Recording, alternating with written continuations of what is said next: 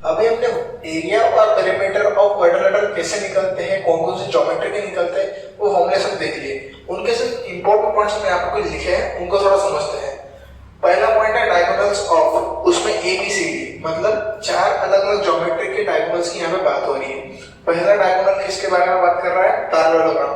Parallelogram जैसा कि figure आप देख सकते हो, पैरेललोग्राम के डायगोनल्स बाइसेक्ट करते एक दूसरे को। बाइसेक्ट मतलब क्या? दोनों क्रॉस होते एक दूसरे को।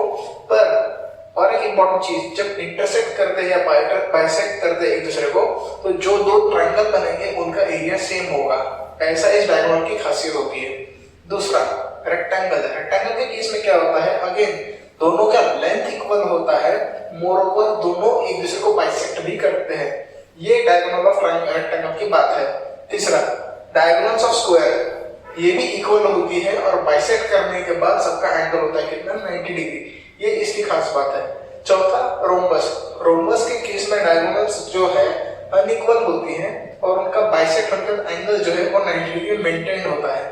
तो ये 4 इंपॉर्टेंट पॉइंट्स है अलग अलग क्वाड्रिलेटरल की for the diagonals. Next, parallelogram and rectangle are same on same base and between same parallel lines are equal in area. मतलब अगर रेक्टेंगल का बेस और पैरेलल का बेस सेम होगा तो दोनों पैरेलल अगर होंगे तो एरिया क्या हो जाएगा? दोनों के केस में इक्वल। यह है point number 2। Last, among all सारे पैरेललोग्राम अगर कंपेयर किया जाए रेक्टेंगल के साथ, तो rectangle has the greatest area among all the parallelogram provided सबका साइड्स कैसा हो? इक्वल हो।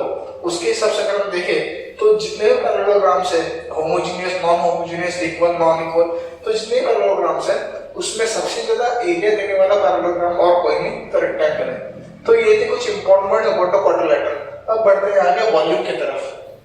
यहाँ पे 6 अलग अलग ज्योमेट्री के मैंने वॉल्यूम लिखे हैं। Cuboid, cube, rectangle, cone, sphere and hemisphere. इनके फॉर्मूला आपको याद रखना जरूरी है। मैं फिर से बता रहा हूँ, इस चैप्टर में क्वेश्चन बहुत सिंपल से आते हैं, बस आपको फॉर्मूला अच्छे से याद होने चाहिए। ठीक, यहाँ पे देखिए क्यूबॉइड का फॉर्मूला। क्यूबॉइड मतलब क्या? एक रेक्टेंगल को अगर हमने हाइट दे दी तो उससे जो भी तैयार हो ज्योमेट्री उसको बोलते हैं क्यूबॉइड। ठीक, उसका वॉल्यूम कैसे मिलेगा? Length into breadth into height. जैसा कि मैंने पहले जब पेरीमीटर बताया और एरिया बताया, यूनिट क्या बताया था? पेरीमीटर का यूनिट और एरिया का यूनिट का स्क्वायर। सिमिलरली वॉल्यूम का क्या हो जाएगा? यूनिट का क्यूब। कोई भी वॉल्यूम हो, कोई भी ज्योमेट्री हो, हमेशा उसका यूनिट क्या हो जाएगा? यूनिट का क्यूब। अभी यूनिट क्या होता है? सेंटीमीटर भी हो सकता है, मीटर भी हो सकता है, किलोमीटर भी हो सकता है। क्वेश्चन में क्या यूनिट में गिवन है उसके ऊपर डिपेंडेंट होता है। ठीक, सरफेस एरिया।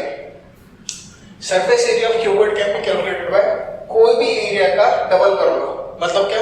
यहाँ पे अगर मैं क्यूबॉइड की फिगर ड्रॉ करके दिखाऊं तो कुछ ऐसा दिखेगा। ठीक, ये हो गया क्यूबॉइड। अगर इसको लेंथ, इसको विड्थ और इसको हाइट और इसको अगर विड्थ ले लो तो ये एक सरफेस एरिया हो गया, ये दूसरा सरफेस हो गया और ये तीसरा हो गया। तो तीनों सरफेस एरिया को हमने अगर ऐड किया और मल्टीप्लाई बाय 2 किया तो हमारा सरफेस एरिया निकल जाएगा। ठीक, यहाँ पे हमें 2 से मल्टीप्लाई करने की जरूरत क्या है? अगर मान लो ये मैं L और H की बात करूं तो ये एक सरफेस है। फ्रंट साइड से आपको एक नजर आ रहा है, इसके बैक साइड में और एक होगा, इसलिए 2 into that surface. Similarly 2 into this surface. Similarly 2 into this surface. इसीलिए ये फॉर्मूला ऐसा आया है। ठीक, बाद में डायगोनल कैसे निकलेगा? तो देखिए डायगोनल क्या हो जाएगा? अगर इस पॉइंट से इस पॉइंट को कनेक्ट किया, this is called as diagonal of cuboid, जिसका फॉर्मूला क्या है? Sum of square of all the sides in under root. Simple, clear? ये बात थी क्यूबॉइड की। अब क्यूब सारा अगर L, B और H सबका वैल्यू 1 हो जाए तो जो ज्योमेट्री बनती है उसको बोलते हैं क्या? क्यूब। क्यूब अगर आप लोगों ने खेला होगा तो आपको अच्छे से याद होगा।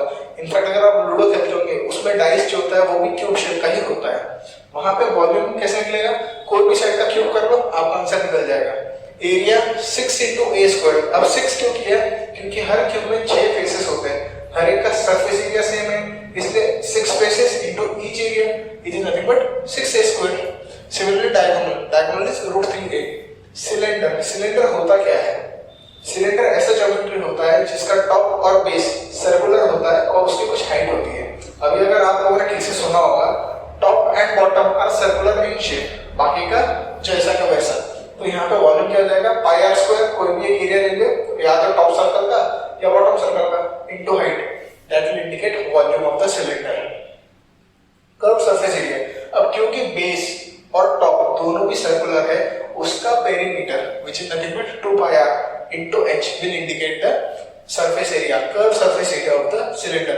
अब अगर टोटल सरफेस एरिया निकालना है तो एक कर्व हो गया, टॉप एंड बॉटम भी हो गया, तो टॉप एंड बॉटम में क्या है, सर्कल है, इसलिए 2 पाई आर स्क्वायर, और यहाँ पे 2 pi are curve surface area, उसका सम करेंगे तो टोटल सरफेस एरिया निकल जाएगा। कोन, कोन क्या होता है, अगर आप लोगों ने आइसक्रीम का कोन देखा होगा तो ये कोन और वो कोन में ज्यादा फर्क नहीं होता। फर्क क्या है, देखिए कोन में क्या होता है, एक एपेक्स होता है और बेस में एक सर्कल होता है। वही सिलेंडर के केस में क्या होता है, टॉप में भी सर्कल, बॉटम में भी सर्कल, तो दोनों में ये बेसिक डिफरेंस है। अगर वॉल्यूम की बात करें, सिलेंडर का 1/3 volume is nothing but volume of cone. देख लीजिए यहाँ पे फॉर्मूला सेम ही दिखेगा, ठीक। अब यहाँ पे कोन में और एक चीज है, एक वर्टिकल हाइट होती है और एक इंक्लाइंड हाइट होती है। जो इंक्लाइंड हाइट होती है उसको बोला जाता है स्लांट हाइट, और वर्टिकल हाइट को सिंपली हाइट।